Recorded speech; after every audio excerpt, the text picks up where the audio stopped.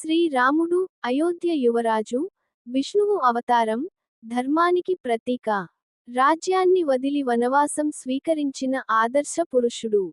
సీతాదేవి, జనక మహారాజు కుమార్తె. పవిత్రత, సహనం, త్యాగానికి ప్రతీక. లక్ష్మణుడు, రాముడికి నీడలాగా ఉన్న తమ్ముడు.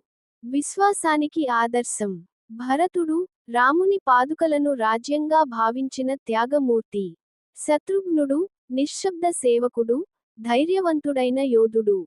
దశరథుడు, అయోధ్య రాజు, మాటకు కట్టుబడి ఉన్న మహారాజు. కైకేయి, వరాల ప్రభావంతో రామ వనవాసానికి కారణం. హనుమంతుడు, రామభక్తి అంటే ఏమిటో చూపిన మహావీరుడు. సుగ్రీవుడు, కిష్కింధ రాజు, రామునికి మిత్రుడు. వాలి, అపార బలం కలిగిన వానర రాజు.